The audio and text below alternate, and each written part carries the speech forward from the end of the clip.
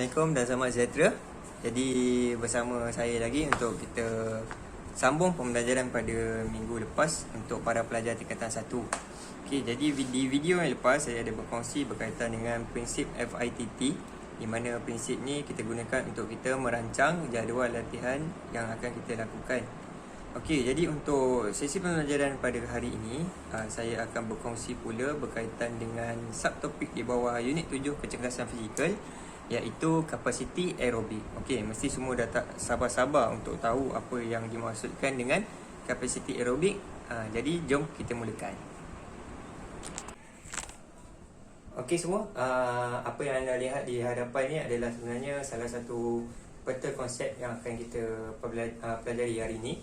Di mana untuk subtopik kapasiti aerobik, yang pertama kita akan mengetahuilah definisi ataupun maksud kapasiti aerobik itu sendiri.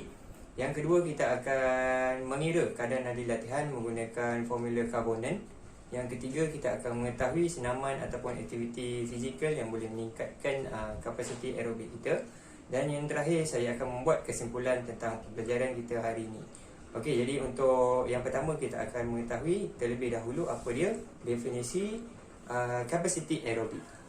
Okey, jadi untuk yang pertama kita akan mengetahuilah apa dia yang dimaksudkan dengan kapasiti aerobik. Okey, kapasiti aerobik ni merujuk kepada kemampuan ataupun keupayaan individu untuk melakukan aktiviti dalam satu tempoh masa lah.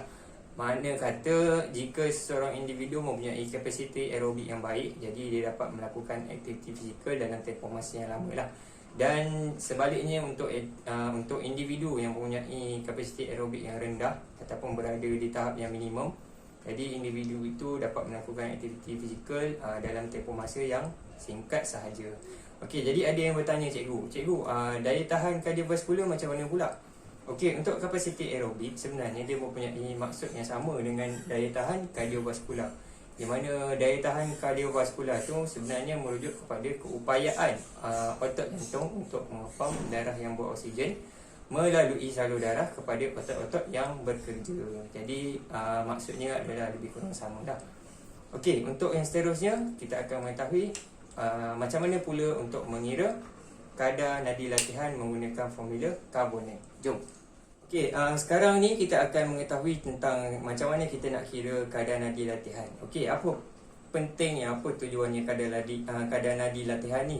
Okey, kadar nadi latihan ni adalah sebenarnya untuk kita mengetahui kadar denyutans minute apabila kita melakukan aktiviti fizikal lah. Makna kata apabila dah tiba denyutan nadi minute yang kita kira ni tadi ni akan datang ni, jadi kita kena berhentilah daripada melakukan aktiviti tu. Jadi itu adalah sebab kenapa kita kena kira kita punya kadar nadi latihan. Okey, sebelum kita nak menggunakan formula Carbonen ni, kita kena mengetahui lah dia punya short term dia. Mana kat sini cikgu senaraikan. Yang pertama adalah KNM, merujuk kepada kadar nadi maksimum. Di mana kadar nadi maksimum ni adalah apabila 220 ditolakkan dengan umur semasa. Andai kata anda para pelajar tingkatan 1, 220 ditolakkan dengan 13 lah, dan anda akan dapat kadar nadi maksimum. Okey, yang seterusnya adalah kadar nadi rehat. Okey, kadar nadi rehat ni kita ambil selepas kita bangun dari tidur selama 1 minit untuk misal kata 3 hari berturut-turut lah, untuk kita dapatkan dia punya purata. Okey, maksudnya purata tu untuk kadar nadi rehat yang lebih tepat lah. Okey, intensiti latihan dia merujuk kepada kesukaran lah kita melakukan aktiviti, dan intensiti latihan ni kita yang tetapkan, dan dia adalah berdasarkan keupayaan individu semasa lah. Maksudnya kalau anda nak menurunkan berat badan, keupayaan anda sendiri yang tahulah macam mana. Jadi untuk permulaan, contohnya anda akan menggunakan atau anda akan target 65% sahaja intensiti latihan untuk hari tersebut. Jadinya anda akan kira lah kat sini berapa intensiti latihan untuk kadar nadi latihan untuk 65% intensiti. Okey, anda boleh tengok contoh dekat muka surat 106. Ini adalah buku teks yang cikgu dapat. Okey, tengok dekat muka surat 106. Okey, di mana di sini ada bagi pengiraan ataupun contoh lah cara untuk kita kira formula Carbonen ni lah. Okey, kadar nadi maksimum ditolakkan dengan kadar nadi rehat. Ini adalah sebenarnya kadar nadi simpanan. Okey, dikalikan dengan intensiti latihan dan ditambah pula dengan kadar nadi rehat. Okey, selepas masukkan KNM, tolak KNR kali intensiti latihan dan ditambah dengan KNR ni, anda akan dapat denyutan nadi seminit lah. Okey, itu adalah pengiraan ringkas menggunakan formula Carbonen untuk kita tahu kadar nadi latihan.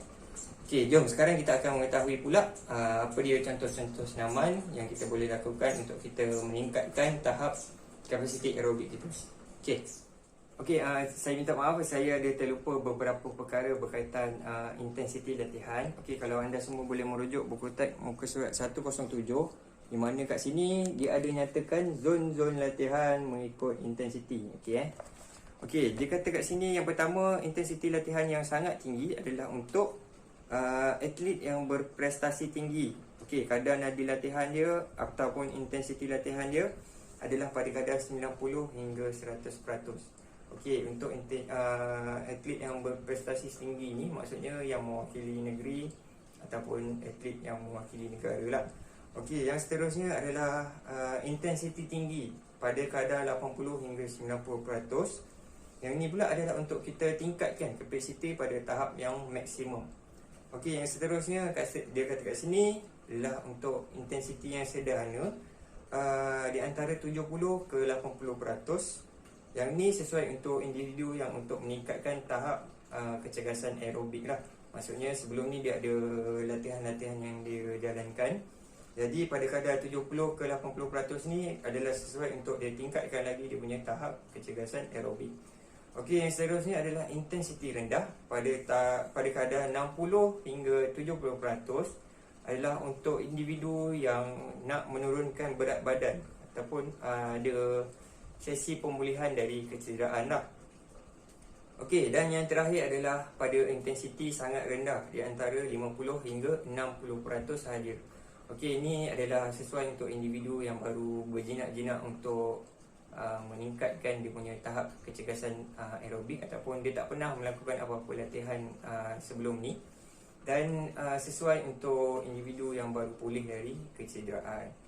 Okey, dan ini berdasarkan sumber daripada Owen Bader 2003 lah. Anda boleh tengok rujuk muka surat 107 ni lah.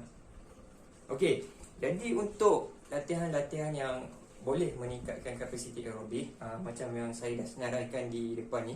Okey, sebenarnya senaman-senaman ni adalah berdasarkan prinsip FITT yang kita dah belajar sebelum ni, di mana frekuensi ataupun kekerapan latihan membuat latihan untuk kecergasan fizikal untuk kapasiti aerobik ni sebenarnya dia pada kadar 3 hingga 5 kali seminggu lah. Okey, pada kadar intensiti latihan sebanyak 60 ke 70%. Okey, dalam tempoh masa 30 ke 40 minit ataupun mengikut berdasarkan kadar nadi latihan yang anda dah kira. Okey, dan jenis-jenis latihan adalah apa yang saya senaraikan di sini lah. Okey, tu sebabnya ada orang tanya, cikgu saya dah buat latihan untuk meningkatkan kapasiti aerobik, tapi saya tengok sama je macam sebelum-sebelum ni. Okey, maksudnya kat situ dia tak merujuk kepada dia punya prinsip fit lah. Bila kita tanya berapa kali latihan yang awak buat, saya buat seminggu sekali je. Lepas tu apa lagi, berapa minit pula awak buat? Saya buat 10 minit je gitu. Itu tak menggambarkan macam mana teknik yang sebenar lah untuk meningkatkan kapasiti aerobik. Okey, macam yang saya senaraikan kat depan ni, ini adalah latihan-latihan biasa lah yang anda boleh tengok dekat YouTube sebenarnya, ataupun anda boleh cari di Google sendiri tentang macam mana untuk kita lakukan latihan-latihan ni. Dan untuk di buku teks sebenarnya dia ada tunjukkan lah contoh untuk kita lakukan jumping jack macam mana, burpee macam mana, skipping dan naik turun bangku macam mana lah. Untuk aktiviti contohnya Tabata ni, kita boleh tengok dekat YouTube ada macam-macam contoh ataupun macam-macam jenis Tabata yang dilakukan. Okey semua, kita dah berada pada sesi terakhir pembelajaran Maya kita pada hari ini. Jadi cikgu nak ulang semula lah sesi-sesi pembelajaran kita untuk hari ini. Jadi yang pertama tadi kita dah tahu apa yang dimaksudkan dengan kapasiti aerobik. Yang kedua, kita dah tahu macam mana untuk kita kira keadaan nadi latihan kita menggunakan formula Carbonet. Selepas itu kita tahu zon-zon latihan yang kita boleh gunakan ataupun zon-zon intensiti latihan yang kita boleh gunakan. Yang terakhir adalah kita mengetahui lah jenis-jenis latihan yang kita boleh gunakan untuk kita tingkatkan kita punya kapasiti aerobik. Okey, jadi cikgu harap anda semua dapat terima info-info ataupun perkongsian yang cikgu bagi sebelum ni. Dan jika ada apa-apa pertanyaan ataupun ada pembetulan berdasarkan sebarang info yang saya bagi ni, boleh letak di ruangan komen lah. Okey, jadi sampai di sini saja aktiviti ataupun sesi pembelajaran kita pada hari ini. Dan untuk kelas akan datang, kemungkinan kita akan meneruskan unit 7 di bawah kecergasan fizikal, iaitu melibatkan subtopik kelenturan. Okey, sampai di sini saja. Sekian, terima kasih.